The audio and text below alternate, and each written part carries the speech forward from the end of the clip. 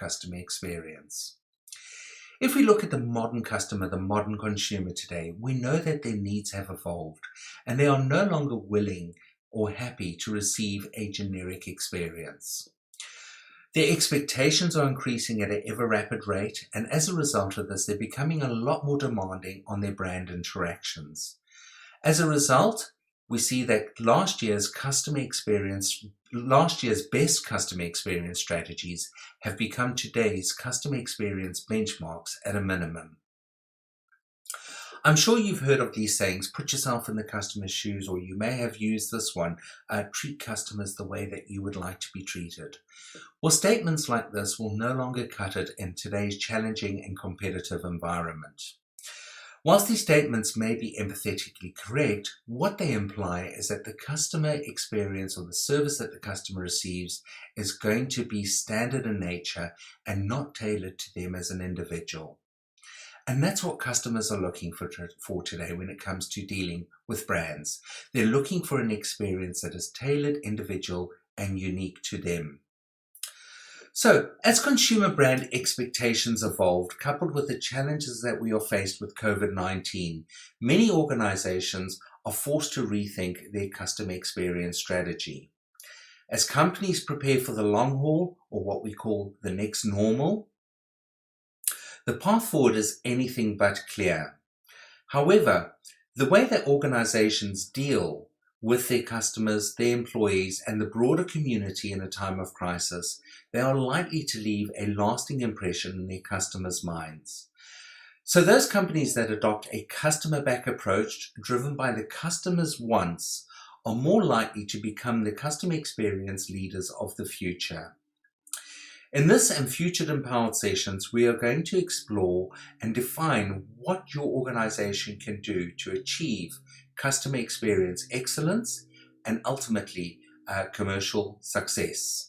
What I'd like to do is just share some statistics with you, customer experience statistics that have been sourced from a company called Salesforce.com.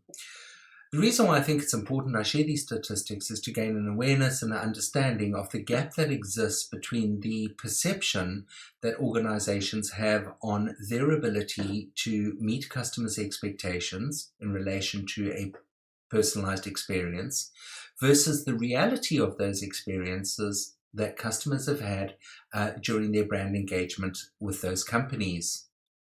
So the first statistic I'd like to share with you refers to a retail environment, and we can see there that the survey indicates that there's a lack of customer satisfaction with regards to the experiences that they receive. Only 10% of the respondents said that the company or the organizations they were engaged with met their expectations, and in doing so were able to provide them with a great or a good experience. I guess the question is, what about the other 90%? The harsh reality is that 90% of our customers are walking away feeling dissatisfied with the experience that they have received from our brand.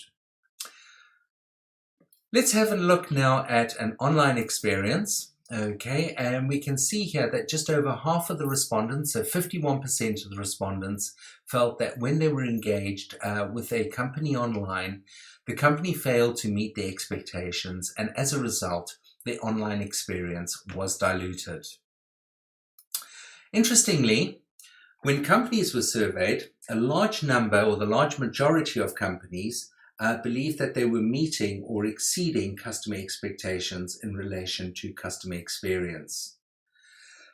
We can see that the gap between what customers want and expect versus what companies think they are providing is very large indeed. And this gap appears to be widening, and that customers' expectations and standards are evolving with a focus on personalization. And 67% of respondents said that their standards for good experiences are higher than ever.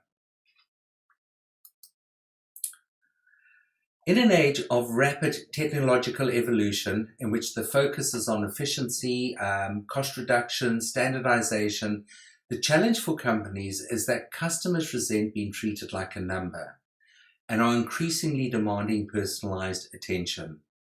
And I think this is very true. 80% of customers say that they want to be treated like a person, not like a number.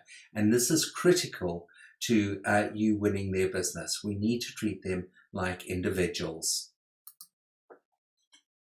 Interestingly, whilst companies focus on cost reduction, many are in fact missing revenue opportunities by not capitalizing on the fact that many customers, 67% of customers, are willing to pay for personalized service.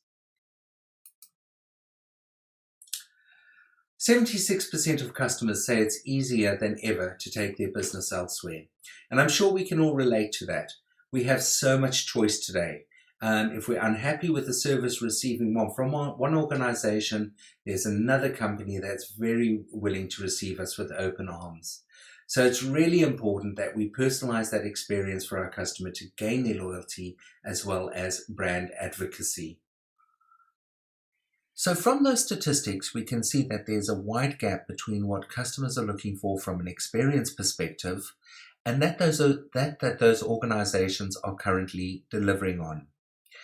We know that customers' expectations are increasing. Their standards are getting higher, they're demanding more from their brand interactions, and they're looking for a more engaged, personalized experience.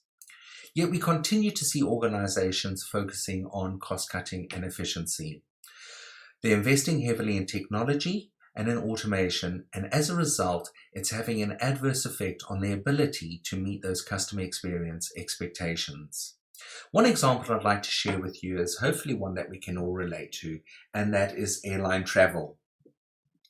In recent years, we've seen a number of airlines impose cost-cutting measures that have had an adverse effect on the customer experience. We've seen an unprecedented number of unhappy airline passengers, and the number of complaints that have been lodged with private and government entities has gone up tenfold. Yet, airlines continue to focus on cost efficiencies. We see a reduction of in-flight services, for example. In some cases, customers are having to pay for their baggage, which previously they wouldn't have had to do. And a lot of airlines are cramming in more passengers per air mile than ever before. Yet there are a number of airlines out there that continue to win awards for great customer experience, namely Singapore Airlines and Emirates. So what are Singapore Airlines and Emirates doing to ensure that they meet their customer experience expectations? Well, really it goes back to their customer experience strategy, that they do everything they can to personalize that experience for each passenger. And if we go back to that previous statistic that said that 67% of customers are prepared to pay more for a great experience, that is where they're focused on. So, how do we go about reducing this gap? Are these two trends mutually exclusive, or is there a way that we can bridge the gap that meets and exceeds customers' expectations? I recently came across a customer experience excellence model that has been developed by KPMG, and I'd like to share that with you. So this model, as I mentioned, was developed by KPMG, and there are 6 components to this model. So what I'd like to do is just take you through each component very briefly, starting off with personalization. And with personalization, we are using individualized attention to drive emotional connection. The next component is time and effort. And this is where we minimize the customer effort. We make it easy for the customer, and we create a frictionless process. Following that is expectations, and this is where we get to really understand what are the customer's expectations, and we manage those expectations efficiently, and in doing so, we meet and exceed those customer expectations. We all know that things go wrong, so resolution is very important, and this is really about how we turn a poor experience into a great one. Key to any relationship that we have with our customers is integrity, and being trustworthy and stimulating trust is absolutely critical to ensure that we build a good relationship with our customer. And finally, the last component there is empathy, and this is where we achieve an understanding of customer circumstances to drive deep rapport between ourselves and the customers.